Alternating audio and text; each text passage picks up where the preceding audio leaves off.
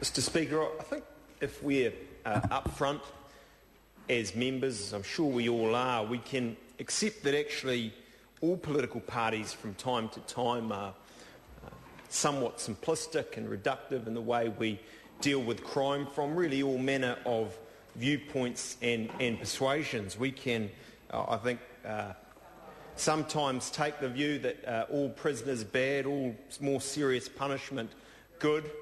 From the other side, we can, I think, sometimes say that actually any more punishment is bad and we shouldn't be doing anything.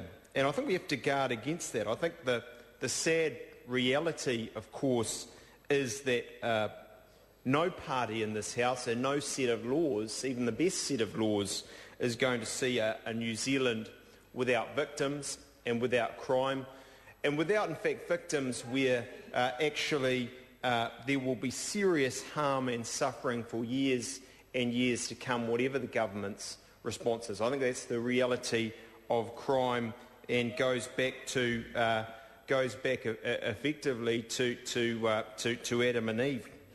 But I have to say I think nevertheless this is a very good bill and a strong thing that we are doing, and I'll come to that. But I can also say, really, with reference to I accept thoughtful speeches by David Clendon and the Honourable Tariana Turia.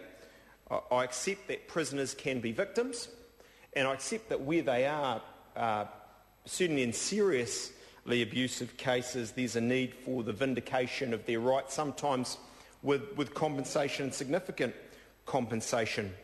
But I'd also say that, in fact, as my understanding of this bill that passed by Labor, we support now and want to extend, is not take away prisoners' human rights. If I can put it crassly, effectively what it does, and I think at a basic moral level this is right, is it allows a debt collection mechanism against prisoners by victims when they've been wronged, and we know when they've gone to prison for it, the prisoners have grievously so.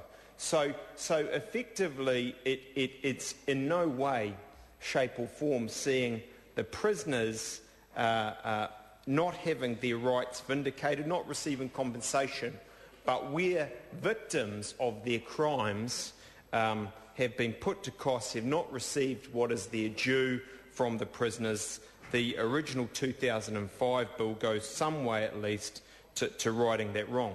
Effectively what we're doing tonight, of course, Mr Speaker, is extending the bill out to 2012.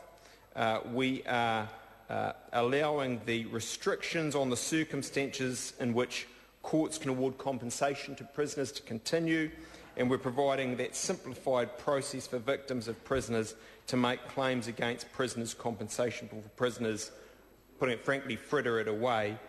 And I note, and I'm pleased to say, we are going further than that with another bill later this year. As I say, I don't think in this House we can do everything to right all wrongs, to ensure there's no victims or that victims never suffer. But I think through this bill and quite a number of others that this Parliament has passed this term, we're certainly going a good way to doing better justice for victims in this country. Mr Speaker.